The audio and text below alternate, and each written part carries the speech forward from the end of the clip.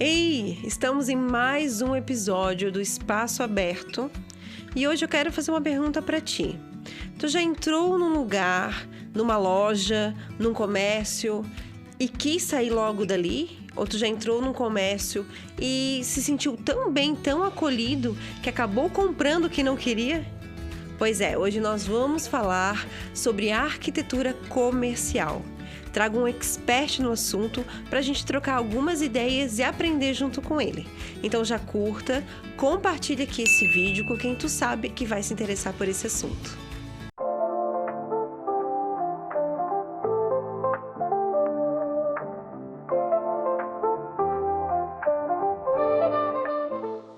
E para falar sobre arquitetura comercial, como que você pode vender mais através do teu espaço, eu trago o arquiteto Vinícius Menger, especialista nesse assunto, já está trabalhando há muito tempo com isso e já quero te desejar boas-vindas, Vinícius.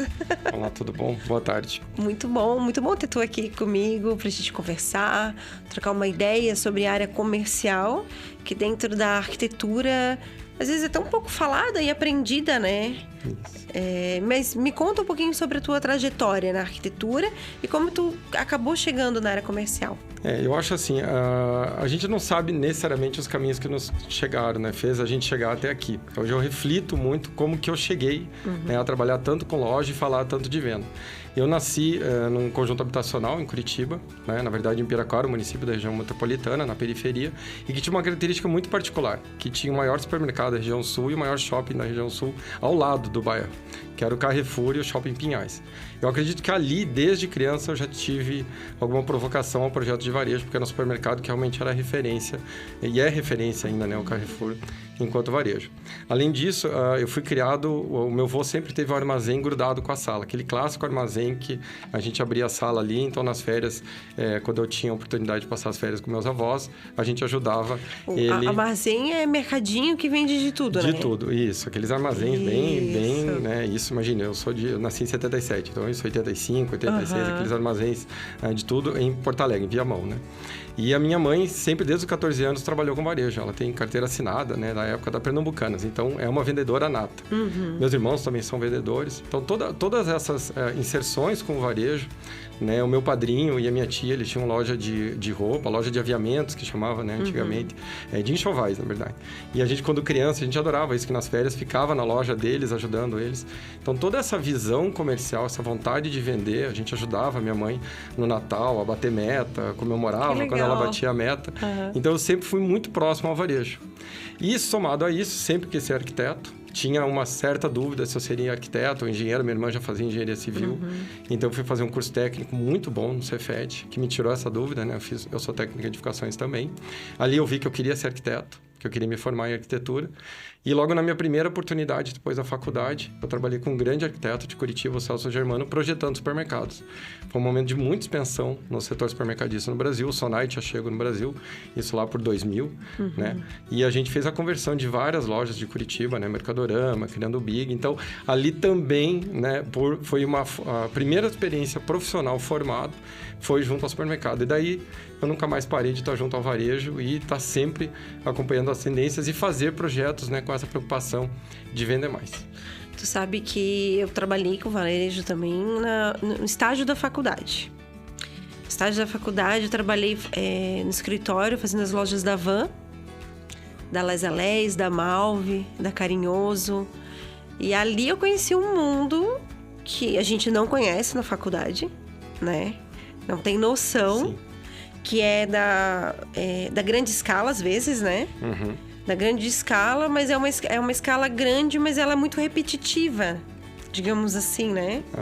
E arquiteto é da criação, a gente tem que criar, tem que inovar. E às vezes, quando tu pega o varejo, acaba sendo um pouco enrijecido. A gente tem... É um espaço que a gente está conquistando, né? E mostrando. Mas, às vezes, a gente perdeu esse espaço também. Então, eu acho que é um processo de perda e de conquista. Né? O arquiteto, eu tenho muito orgulho. Eu sou apaixonado pela área de arquitetura. E a gente, desde o começo da faculdade, aprende que é o que a gente transforma espaço. A nossa missão é transformar o espaço. Não importa o espaço. Não importa o espaço. Seja o espaço público, espaço privado, a casa, seja um hospital, seja um aeroporto, seja uma cidade, né? Isso. Independente da escala, um quarto de criança, né? Até um canil bem projetado é diferenciado. Então, o arquiteto é quem intervém no espaço. E as áreas de varejo são grandes áreas de espaço que você tem... o que muda no varejo, que eu acho, que eu gosto de trabalhar no varejo, é a diversidade de atores que tu tem dentro da loja todo dia. Então, tu tem uma coleção de produto que o teu projeto tem que receber essa coleção.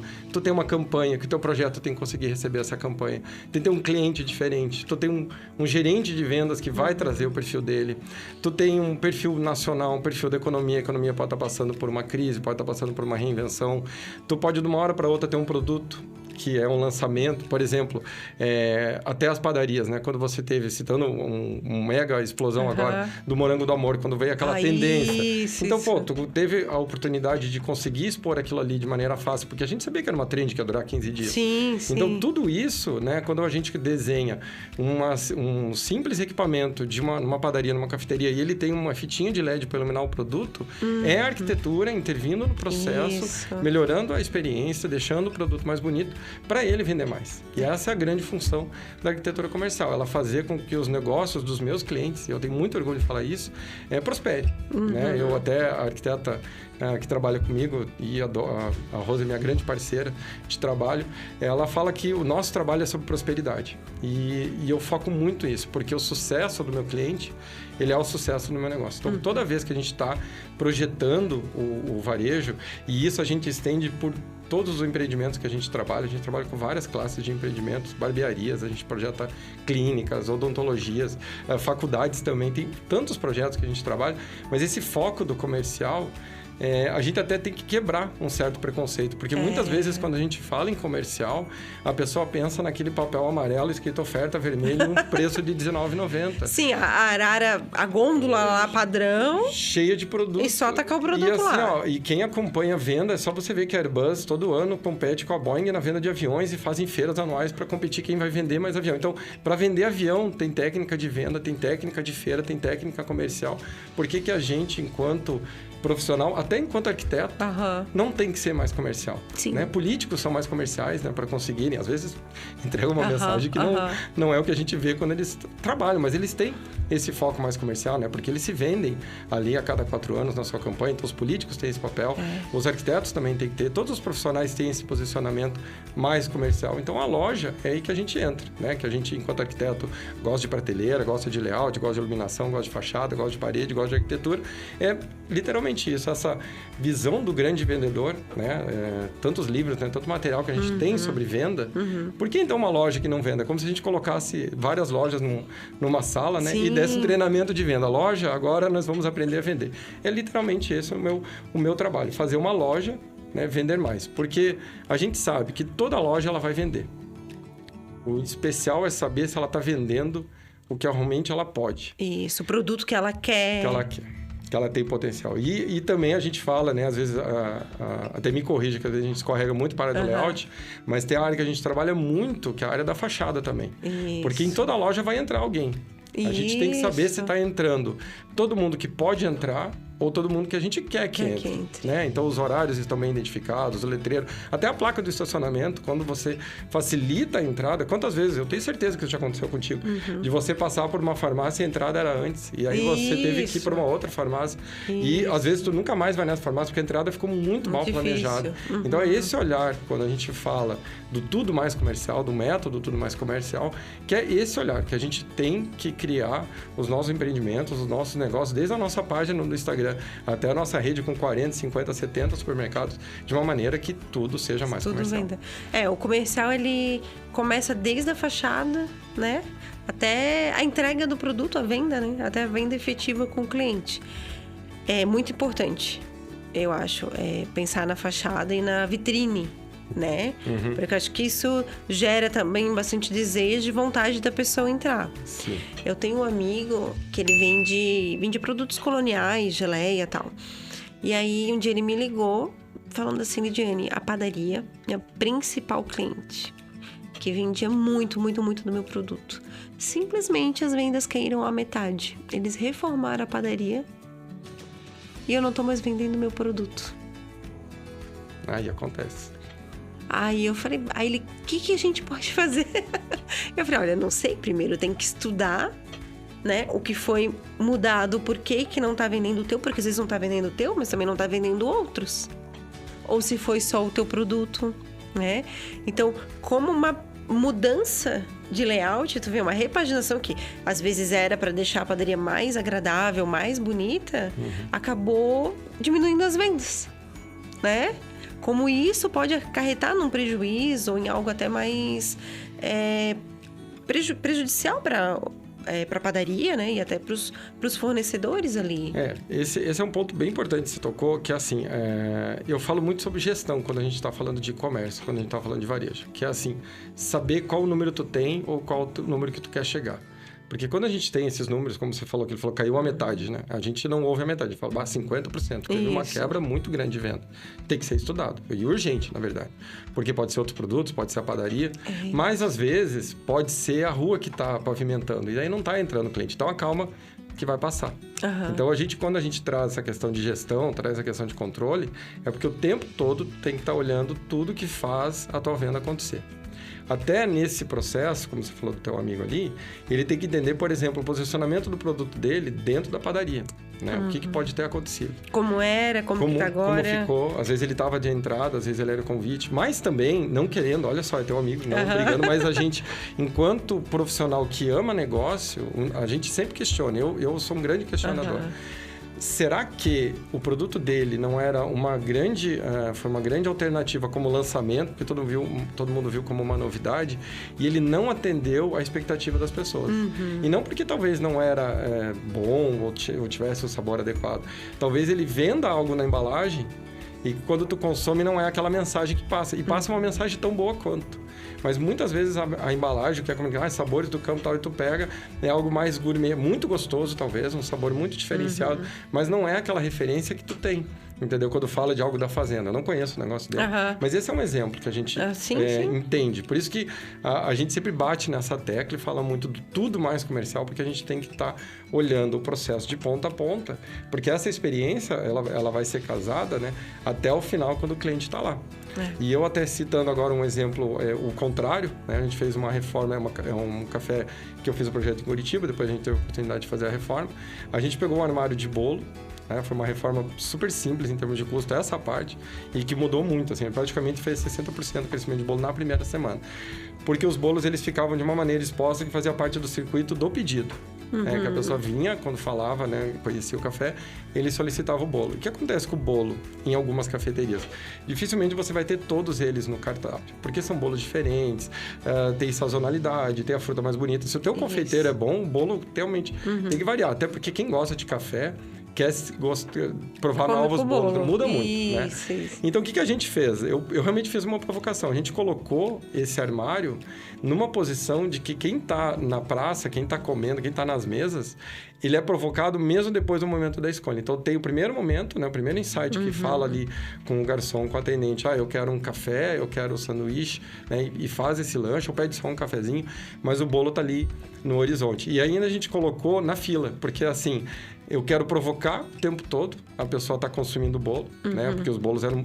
Até me aproveitei da marca, porque o bolo deles é maravilhoso, né? Então, a gente vê que se vende pelos olhos. Até por isso que eu coloquei, fiz essa questão de colocar tão bonito.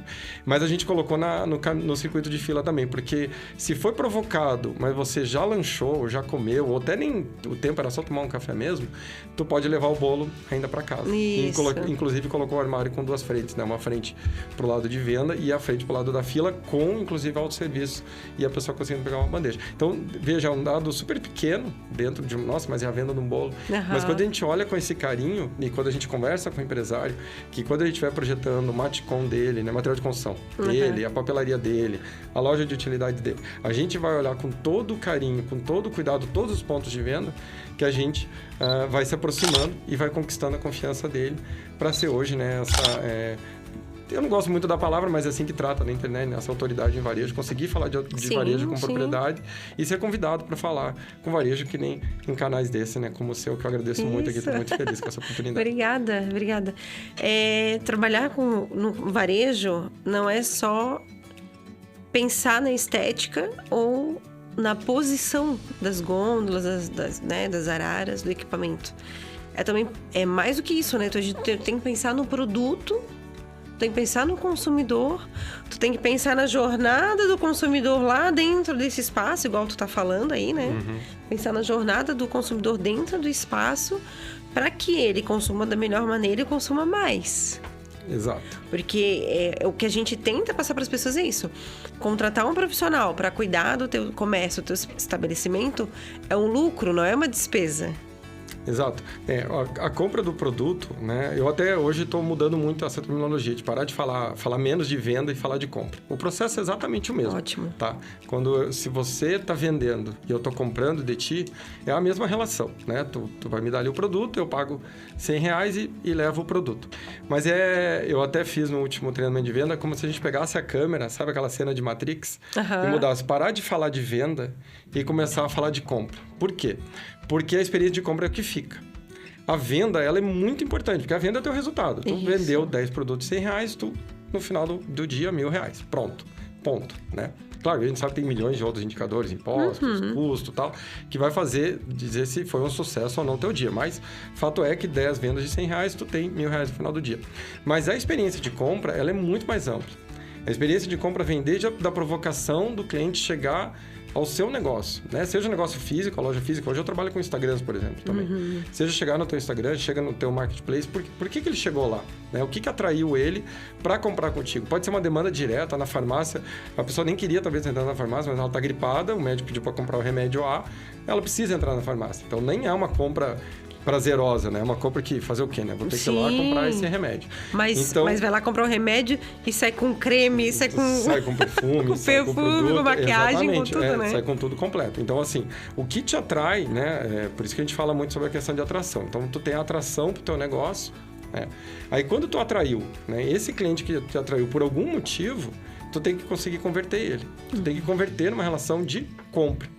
Tá? Porque a atração, a compra, por isso que eu falo que a compra já começou antes, né? Sim. Aí tu fez ali, aquilo que tu atraiu, tu tem que conseguir converter.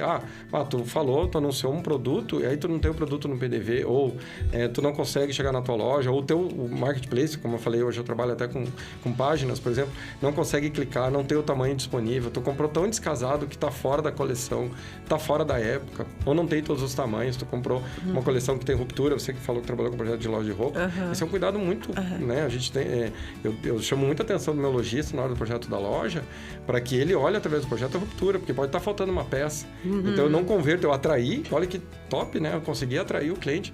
Eu não converto por causa de um problema de preço, o preço está extremamente fora, ou não está claro. A pessoa olha na prateleira, não consegue identificar. A gente tem muito problema de conversão, não porque o produto está caro, é porque a pessoa olha um e olha outro e ela não consegue entender. E o que acontece? Se é um produto que tu precisa, tu vai levar. Acabou o sabão. Se é um produto que tu está comprando por impulso, que nem tu falou, o shampoo, e tu fica na dúvida se aquilo tá caro, mas, gente, mas que esquisito, aqui é 250 ml, ganha o condicionador, não ganha. E não porque a gente vai falar sobre relações de compra que tem ganha, né? Uma promoção. Mas se você ficou na dúvida e você tinha ido para comprar um remédio de gripe, pro teu menino que tá fervendo em febre, na hora te vem um gatilho, não, para de perder tempo com isso aqui e vai para casa, né? Tratar essa gripe. Então, por isso que essas informações, esse cuidado desde a fachada, né? Desde a criação da marca, desde o nome, desde uma logo que tenha leitura, desde o negócio que seja fácil de identificar. Uma pessoa agradável atendendo. Até esse ponto, e até chegar no final e tal o produto, importa para o teu negócio ter sucesso e para o cliente voltar lá. A principal questão da relação de compra que hoje eu trabalho, né? É essa questão da fidelização. Porque o cliente que volta ou que ele te indica é muito importante. Né? O custo dele, né? E também, se ele não gosta da relação de compra contigo, é um problema, né? Porque é o que vai opinar, ele vai falar da experiência negativa. A gente sabe que o cliente tem mais vontade de falar quando a experiência é negativa. Então, por isso que a gente tem que tomar muito esse cuidado.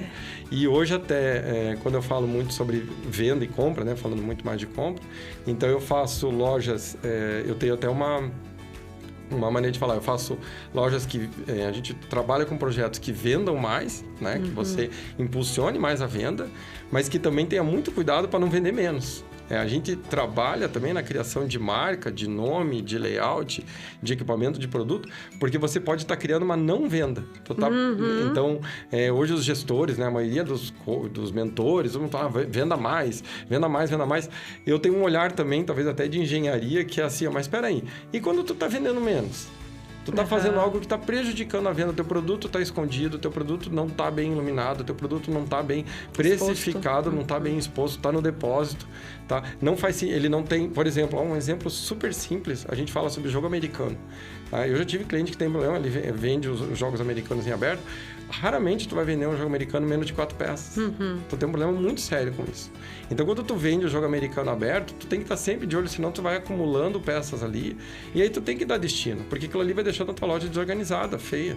Ou tu redistribui, tu tenta criar grupos de 4, leva para outra loja com esse grupo. Ou, no mínimo, coloca dentro da tua loja mesmo no operacional. Porque senão aquilo vai criando uma experiência e aí você sabe disso, né? Como arquiteta, como dona de casa também, né? Cuida da casa, cuida de ver tudo bonito. Que é muito frustrante também quando tu chega numa loja, tu vê um produto, nesse caso, já que a gente estava falando de jogo americano, tu olha um jogo americano, tu se apaixona por aquele jogo americano e daí ele tem 3 peças. E aí tu precisa de 4, né? No mínimo, a gente sabe que são 4, ou de 6, 8. E assim, ó, o vendedor não vai conseguir fazer tu converter. É muito difícil. Ele, mas leva esse aqui com preto, esse aqui tem 8 peças. Se tu bateu o olho e tu se apaixonou por um produto, porque ele casa com o que você viu no TikTok, viu com coisas que você gosta, você não vai conseguir mais vender o outro produto. Então, por isso que a gente tem que estar sempre de olho na não venda também, que às vezes algo que tu tá entregando tá atrapalhando a venda de outro produto. Isso tem que estar de olho o tempo todo, porque é uma frase que é muito forte ali na gestão do meu negócio, que eu falo para todos os meus lojistas, para todos os meus empresários, né? É que todo 1% importa. O nosso ganho vai ser no dia a dia. Como que a gente vai crescer de maneira saudável 20% ao ano? Crescendo 1, 2, 3%. E cada um dos itens, alguns itens você vai escolher perder 4%, perder 5%, e é nessa soma, né, de números ali que tu vai chegar no crescimento saudável e na prosperidade do seu negócio. E tu presta consultoria para essas empresas? Porque às vezes as empresas podem querer reformular o layout, né, da loja, reformar tal, mas às vezes eles não querem só uma consultoria para justamente ver essas questões que tu tá falando ali de precificação. Eu agradeço muito a pergunta, porque essa transformação ela me foi pedida pelos meus clientes, né? É tudo muito novo. Eu sempre fui muito empregado de projetos de varejo. Então, eu trabalhava em grandes redes varejistas fazendo projeto. Então, meu escritório tem 4 anos, que eu me dedico bem forte ao varejo. São 2 anos, agora dia 30 de setembro, que a gente está bem intenso na parte de varejo. Legal. E o cliente fala isso, pede pra gente. Fala, Vinícius, é muito bom conversar contigo. Então, a gente presta uma consultoria sem ainda estar com essa consultoria totalmente formatada. Legal. Ela já está, é o nosso grande lançamento aí para 2026. Está hoje aqui, é um canal já de mostrar de como é importante você estar trabalhando, consultando, né? Trabalhar de maneira informativa, de estar junto com o lojista, porque você vê que quando tu entrega uma loja, ela é viva, né? Eu na verdade, provoco a consultoria para o meu cliente. Ainda não tinha, estamos formatando ela, porque eu, quando volto lá 6 meses depois, eu já pego no pé e falo, mas como que tem esse produto na ponta? Na teoria, não, na real, já está entregue o meu trabalho, a loja está funcionando, inaugurou, contrato concluído e todo mundo feliz. Mas eu vou lá e falo, mas poxa vida, né? Aproveita que muda a gôndola de lugar. Agora é Dia das Mães, coloca esses produtos aqui na frente, volta às aulas, vamos fazer uma pilha de caderno. Então, realmente, esse trabalho consultivo, ele está construído já. Eu já trabalho dessa maneira, né? A gente está formalizando como trabalhar. Por quê? O varejo é uma instituição viva, é uma maneira viva de trabalhar, ele precisa ter todo dia ser analisado. E o maior sinal que eu digo isso, até para aquelas pessoas que querem combater ou falam mal do varejo físico, mas a loja física está morrendo, né? A loja está acabando, é que na verdade, exatamente, quando tu entra num site ali, tu entra no Mercado Livre, ele é extremamente vivo, porque se você entrar uma vez e tu fazer uma pesquisa, a segunda vez que você entra já está toda a pesquisa dos produtos direcionada àquilo que tu pesquisou. Então é como se uma loja mudasse a gôndola. Então se o cliente gosta de ir por ali, eu vou fazer a loja dele por ali. Eu acho que é o principal, ouvir o cliente. Isso, não, e olha a quantidade de shoppings que abre, que inaugura, das lojas Avan, de lojas...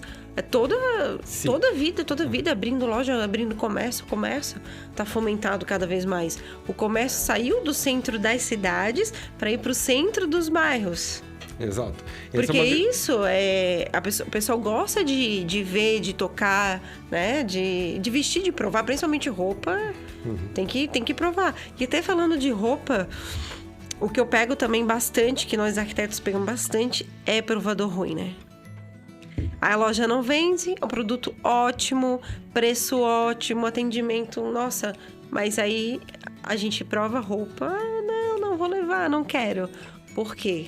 Porque o provador tá mal projetado, mal iluminado, a gente fica gorda na roupa. Provador é uma área que a gente projeta com muito cuidado, muito carinho, né? Primeiro que, assim, ele é uma etapa de decisão, decisória, né? E ele já deixa a pessoa enclausurada ali, né? Então, ela parte de ser 100% responsável. E tem um lado psicológico também, porque, assim, quando tu tá comprando produto com as amigas ou com os amigos, tu parece que divide meio que a minha culpa. No provador, aquele primeiro insight de como ficou, quem tem a percepção é tu. Por mais que seja uma loja, tem loja, a gente faz lojas boutiques, né? Que tem provadores, até que tem depois área externa, com corredor espelhado, que você pode, né, levar as tias junto, fazer a prova com outras pessoas. Por incrível que pareça, nesse momento de troca, o primeiro insight é tu que tem e fala assim, deu ou não deu. Né? E aí depois a gente abre a cortina ali, mostra para amiga, mostra para o marido, né? E fala, o que você achou? Então você compartilha, mas o primeiro insight tu tem. E isso acontece muito no provador, por causa dessa proximidade com as paredes, a gente tem uma percepção errada de como a gente está.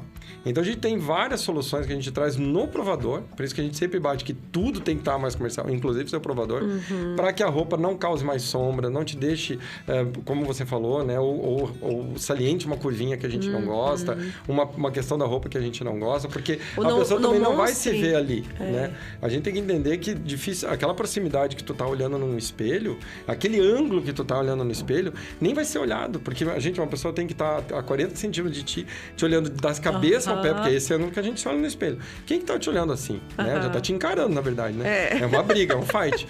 As pessoas já vão te olhar de longe, né? Como que a gente chega bonita ou bonita numa festa, né? Aquela pessoa que chega lá e fala, né? Ou no dia a dia, no trabalho, né? Nossa, olha que bonito. Então a gente está sendo olhado lá 2, 3, 4 metros essa escala.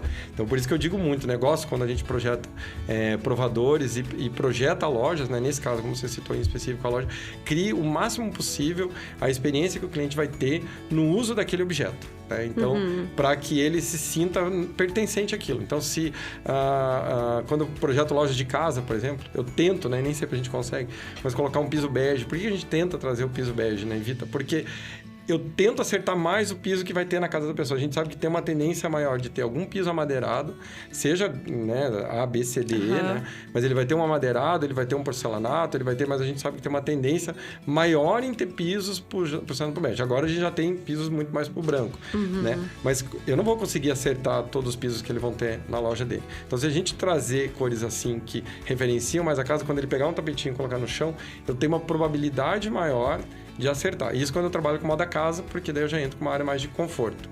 Quando a gente já entra na área de material de construção, a gente já sabe que a pessoa vem numa área que a casa dela está sem acabamento. Isso, mais ela bruto, vem numa referência, né? Cinza e branca. Isso. Então a gente trabalha muito mais com piso nessas cores também, porque ela já vai ter referência de como a obra dela vai estar e como ela vai transformar. Então, se ela colocar aquele piso que ela está vendo ali simular no chão, ela vai ver uma transformação. Ela fala assim, nossa, olha que lindo que vai ficar a minha casa. Por isso que eu até gosto de material de construção, que quem brilhe no material de construção é o material de construção em si. Porque quando a loja, ela traz muita informação, dependendo da maneira como tu atua, tu pode estar criando um conflito né? Ou até a pessoa vê um casamento, nossa, como ficou bonito esse piso com esse outro aqui, mas é porque ele fazia casamento com outro elemento que não vai ter na casa. E o que vai acontecer? Vai frustrar. Por isso que eu falo muito mais de compra do que de venda, porque tu vai vender o porcelanato. Tu vendeu. Mas tem que vender o certo. Mas tu tem que vender o certo. Porque a pessoa vai colocar lá, ela não vai reclamar, porque ela vai falar assim, nossa, mas isso que eu tava, no dia eu não tava inspirado, né? Por isso, né, até né, vai lá e fala pra esposa, ou a esposa fala pro marido, aí, ó, falei que nós tínhamos que ter contratado arquiteto, olha aí, colocamos o piso, não ficou o que a gente imaginou. Então, o que aconteceu? Fez a venda? Fez. Foi um sucesso? Foi. Mas por causa da experiência da tua loja, de compra, não ficou 100% satisfeito. Às vezes, por causa de uma iluminação, a tua loja às vezes era meio escura, às vezes estava numa iluminação muito fria, que altera a cor do piso. Às vezes, tu não tem um expositor piso-parede, então a pessoa analisa, compra muita gente que compra parede colocando o piso na mesa, então ela tem uma outra incidência de luz, porque quando ela estiver na parede, no banheiro dela. Então, quanto mais a gente simular para ajudar que essa pessoa esteja imaginando a casa dela, eu não estou só facilitando meu processo de venda, eu estou facilitando e melhorando meu processo de compra, porque o cliente, de maneira indireta, ele não é tão consciente, mas ele vai sentir que a experiência, a jornada dele de compra de piso na sua loja foi muito feliz, porque ele vai chegar na casa dele e vai lá, tá lá o piso lindo, né? A loja ficou linda. E às vezes a pessoa nem sabe necessariamente, aí chega a amiga dela falando, nossa, mas como ficou bonito, tu reformou a churrasqueira, né? Nossa, eu fui lá na loja da Lídia, ela me ajudou, eu comprei o piso, fala com ela. É esse que é o grande gatilho do sucesso. Indicou, aí só sucesso. Isso. Outra coisa que tu já falou um pouquinho, mas eu quero falar mais, é sobre o teu método, tudo mais comercial. Conta um pouquinho de onde que veio essa ideia e o que tu traz com esse método. Então, dentro desses 25 anos aí que eu tenho trabalhando no varejo, eu tive um gap ali de 14 anos que eu trabalhei concursado na Petrobras, na área da indústria. E para mim isso foi muito interessante, porque trouxe muito processo ao meu trabalho, muito método ao meu trabalho por trabalhar na engenharia e na manutenção. E isso foi muito bom para a construção, na minha construção profissional. E quando eu comecei a trabalhar, voltei a trabalhar, né, de maneira intensa no varejo, eu vi que assim, tudo aquilo que eu falo, tudo aquilo que eu coloco para o meu cliente, que eu apresento para o meu cliente, tem um porquê. Mas o porquê, né? Porque assim, na parte acadêmica a gente não tem formação, não tive, pelo menos na minha época de faculdade, formação nenhuma na área comercial. Nas referências que a gente tem hoje, se você pegar todos os grandes, as pessoas que mais falam sobre layout, sobre projeto de loja, a grande maioria não são arquitetos, são pessoas que aprenderam com grandes varejistas, que trouxeram esses conhecimentos, grandes estudos. Então, o pessoal que trabalhou na Leroy, o pessoal que trabalhou no Walmart, a gente tem muito dessa base no projeto de varejo no Brasil. E aí, para eu fazer esse casamento do conhecimento técnico do varejo, né, quando eu entrei numa grande rede varejista lá em Curitiba, e que eu aprendi a vender, a controlar as vendas, e somar isso com um processo lógico, né, que faria a construção do meu pensamento tivesse uma lógica, eu vi que eu precisava ter um método. E aí, a partir daí, eu peguei, mas espera, como que eu trabalho? Né? E quem já participou, quem já fez a construção de um método, né, quis criar um método próprio, falar como que é o trabalho, né? Você conseguir entender a maneira que você trabalha é um processo muito mágico, né? Ele leva um certo tempo, tu se imagina de um jeito, aí tu vai se olhando o tempo todo, até que eu cheguei a 4 palavras ali, 4 ações de um método que a gente não consegue tirar elas, não consegue desmontar, não consegue colocar mais palavras ali, e que se a gente analisar qualquer parte do teu negócio, o teu Instagram, o teu canal no YouTube, uma loja, a venda do Airbus, um programa do governo, se a gente tiver um programa do governo, uma campanha da dengue, por exemplo, a gente colocar à luz todos esses elementos, esses 4 elementos que eu trouxe, que é do meu método, a gente consegue analisar, consegue validar e consegue, inclusive, ver questões de melhoria, né? Ou questões até de ver onde que você foi bem, de performance. Que eu posso falar do método? Então, claro, né? claro. E fica essa dica aí, pessoal. É muito legal. Pega o seu negócio, tá criando ali, tá nascendo uma ideia. Hoje já tem um negócio operando há muito tempo. Usa essas 4 palavrinhas ali. São muito especiais essas palavras. E se você olhar elas com muito carinho, com muito cuidado, você vai ver que o seu negócio, que o seu varejo, que a sua loja, a sua clínica, a sua página aí do Instagram, ela vai ter mais sucesso sucesso, ela vai prosperar e vai crescer mais. Vai lá, anota aí que é bem fácil. Vai que eu vou anotar. Bem fácil. A primeira é a atração. Tá? Então, a gente tem que atrair para o nosso negócio, né? Tem que atrair o cliente, tem que atrair, como eu te falei até numa campanha, a pessoa que está passando na frente da TV, ela tem que olhar. Ela no Instagram, quando a gente está correndo ali no feed, né, olhando aquele festival de meme, eu tenho que, de alguma maneira, atrair a atenção. Quando eu estou no carro, né, numa avenida, né, quando eu estou passando na minha farmácia, tem que atrair para entrar ali. Então, primeira linha do método é a atração. E a partir daí, a gente vai trabalhar várias linhas de atração. Atraiu, tu tem que converter. Aquilo que tu atraiu, tu tem que transformar numa relação comercial. Nesse caso, se for a casa da farmácia, a venda do remédio, a venda do shampoo. Se for no Instagram, que ele começa a seguir você. Né? Qual é o grande objetivo dos influencers ou dos criadores de conteúdo? É que mais pessoas sigam ele, porque mais pessoas vão receber esse conteúdo. Antes 10 pessoas recebiam, depois 1.000, depois 100 milhões e assim vai crescendo o número de pessoas que vai... Por isso que a gente mede sucesso ainda por número de seguidores e engajamento. Né? O cara tá curtindo, tá te acompanhando. Então, ele foi atraído, ele está convertendo. Então, depois que eu atraí, depois que eu converti, eu estou fidelizando. O que é? Eu vou manter essa relação comercial e vou estar medindo isso o tempo todo. Tá? Eu até vou fazer uma correção, tá? Ela não é uma ordem, eles são 4 pilares. Né? Esse método ele é baseado de uma maneira muito forte em 4 pilares. O tempo todo, esses 4 pilares têm que estar construindo o seu negócio e apoiando o seu negócio. E por que é tudo mais comercial? Em toda a escala do seu negócio, a sua loja como um todo, até a tua prateleira. Tá? Então, a gente vai voltar, né, recapitulando. A questão da atração, a questão da conversão, a questão da fidelização e a última, que eu não tiro do meu método, que eu adoro, porque eu sou matemático por natureza, que é a gestão.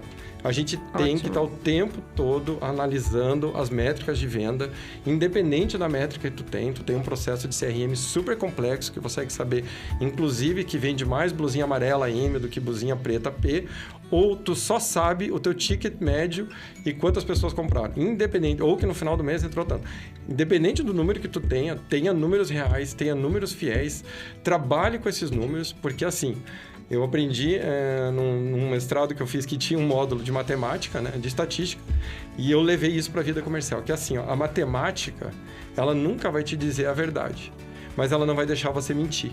Então é muito legal, porque se a gente é sócio, a gente tem uma loja e a gente tem dúvida, compra mais piso amadeirado que vende mais. Eles falam, não, Vini, eu tô olhando o TikTok, tô olhando o Instagram, tá todo mundo colocando brilhante, branco e tal. E aí fica naquilo, pra gente perder essa impressão, até porque o cérebro humano, ele nos engana muito, né?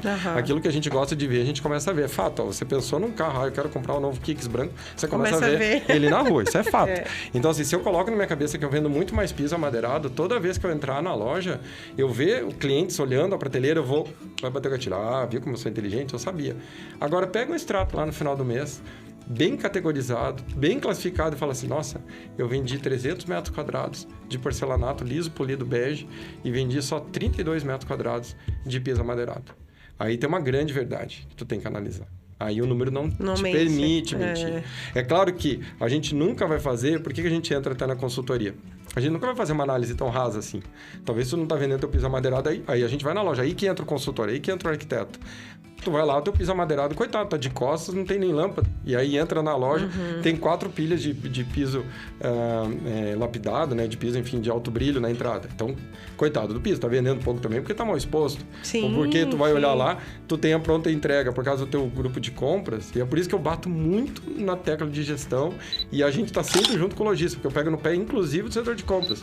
Às vezes tu tá vendendo só 38 metros quadrados, como eu falei, de amadeirado, mas você vai lá olhar, o teu piso amadeirado tá com 60 dias de encomenda, porque tu não comprou, teve um problema de ruptura, vendeu muito, chegou uma consultora, comprou, 10 mil metros quadrados de piso, tu ficou sem piso amadeirado, e aí todo o mercado tá vendendo, um piso puxando para aquilo, e tu tá vendendo muito pouco. Então, por isso que a gente tem que estar sempre olhando, porque a resposta nunca vai ser simples. Nunca vai ser assim, tirou um extrato, eu vendo mais bege que a madeira. Vai lá dar uma olhada na loja, vai lá ver o treinamento, vai olhar, às vezes... A exposição, às vezes o vendedor é mais animado a vender um outro produto, a pega do produto é mais fácil, o produto tá mais alto. O vendedor, né? Às vezes gosta de um produto e oferece só aquele produto que ele gosta, né? Sim, e tirar produto... Não, você comprou, você é arquiteto, você sabe disso. Tem piso que você não consegue pegar de jeito nenhum o tamanho da peça, não consegue manipular, não consegue colocar no chão, não consegue erguer.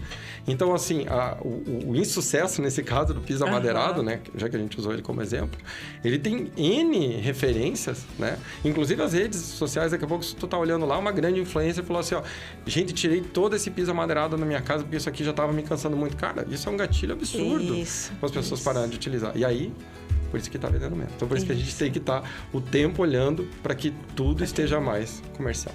Ótimo, muito bom. As redes sociais do Vinícius vão estar aqui na descrição do vídeo, para vocês irem lá acompanhar, aprender com o Vinícius. Ele faz bastante conteúdo informativo e legal para nós arquitetos, para vocês, né, lojistas, vendedores, porque, como ele mesmo falou, né, tudo começa na compra. Exato. Né? Não é nem sobre vender, é sobre comprar. E pra gente encerrar, Vinícius, já te agradecendo. Foi muito bom, dava pra gente conversar muito mais, né? Passar rápido. Mas pra te passar um recado, né, pro pessoal lá de casa, seja pros lojistas, seja pra nós arquitetos, pra te deixar a tua mensagem pra gente fechar com chave de ouro. Olha, pessoal, se eu posso deixar um recado assim, a gente não faz o negócio pra gente. Tá? A gente está criando um negócio, quando a gente está abrindo um negócio, a gente está projetando uma loja. Olhe com carinho quem está entrando na loja, quem vai comprar nessa loja. Esse eu acho que é o maior olhar que a gente tem que ter, a gente tem que, inclusive, se despir de... Meu Deus, esqueci a palavra. De preconceitos? Não, se... quando você é muito... te convence muito... Até você tem que ser mais humilde, às vezes. E aquilo que você gosta, não necessariamente é o que tem que estar naquela loja. Para o produto brilhar, para o produto aparecer. Eu acho que esse é o grande cuidado que a gente tem que ter. E principalmente, então, já trazendo agora para uma parte mais técnica, porque eu falei muito de venda, mas acabei não falando muito do layout em si, trazer lojas que consigam se transformar. O varejo está em transformação, as lojas estão em transformação. Muita gente fala, mas agora, né, tá passando por mudança e a minha loja não muda. Então é por isso que a gente vem trazer e bate muito na tecla do produto, trabalhar com gôndola, trabalhar com layouts versáteis, trabalhar a questão do sazonal, porque essa rapidez que a internet tem, que o Instagram tem, que o Mercado Livre tem, que os marketplaces têm, de alterar a página deles, a tua loja tem que ter também. Não adianta a gente criar um balcão que está lá há 25 anos, era a loja que meu tio, né, construiu, depois meu avô, meu tio e eu, e achar que essa relação de compra está sendo prejudicada por causa de um momento econômico, por causa do marketplace, por causa de que abriu uma grande concorrente. Gente, o quanto que você está olhando o seu PDV? Eu, inclusive, como você falou, eu sou um incentivador e eu sou um cara que olha com muito carinho o varejo local, o varejo pequeno, porque é esse varejo que está brilhando. Isso aconteceu muito forte no supermercadista. Quem está acompanhando os números aí, vê que o setor supermercadista cresceu muito no Brasil e grupos todos familiares, né, estão crescendo lá. A gente ainda tem o maior, que é internacional. Todos os outros são grupos nacionais, né? Muito legal a gente ver o Coxa aqui de Santa Catarina, ver o Mufato do Paraná brilhando, né, com tudo. Ver o Mix Mateus, né, de Belo Horizonte. Aí você vê os grupos do Nordeste também, né? O Mix Mateus de Cupica do Nordeste, aí o BH. Enfim, a gente vê todos esses grandes operadores de varejo, que são varejos que começaram localmente e estão, né, na abrangência nacional. Por quê? Porque ele tem esse olhar do bairro. Ele está no bairro. O supermercado, por uma questão até de sobrevivência do vencimento do produto, por isso que toda a minha referência do varejo é alimentar. Eu olho como é que o varejo alimentar faz para projetar uma loja de material de construção. Legal. Por quê? Porque o varejo alimentar, ele está muito preocupado com o vencimento. Ele tem um queijo que vence, ele tem um iogurte que vende, ele tem uma salada que vende. Então, ele tem que estar o tempo todo se reinventando para fazer vender, porque a hora que vencer o produto, ou gerar avaria, ou danificar o produto, ele tem um problema para resolver.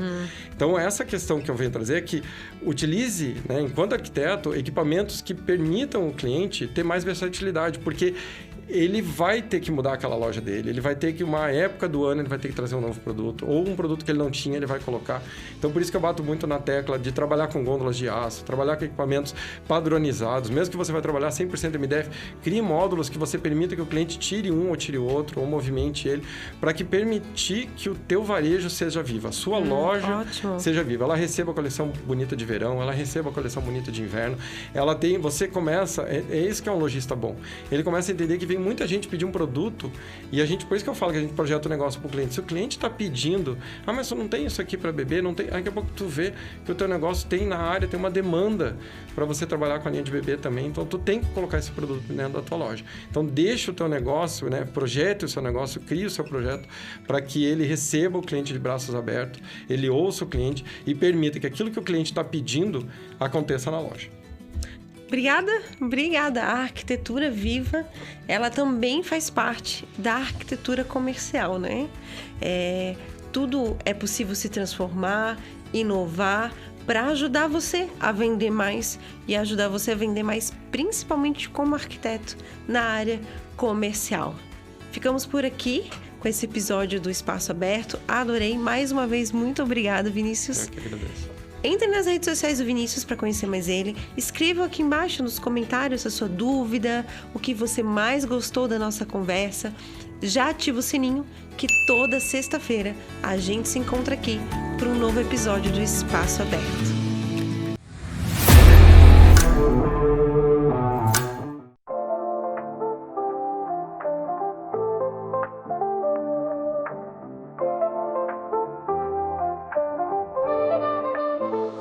Bem-vindo ao Espaço Aberto, um lugar pra sonhar, onde a vida se renova, tudo pode brilhar. Ideias fluem livres, prontas pra inspirar. Cada projeto é um passo pra se transformar. Espaço Aberto lá pra você. Juntos construímos, vamos renascer. Criatividade em cada canto, nosso futuro brilha tanto. De arquitetos a sonhadores, todos em união, compartilhando ideias, pronta evolução. De tijolos e tinta nasce um novo lar, transformando espaços, vem aqui olhar. Espaço Aberto lá pra você. Juntos construímos, vamos renascer. Criatividade em cada canto, nosso futuro brilha tanto. A jornada segue, sempre a inovar. Espaço Aberto, seu sonho a brilhar.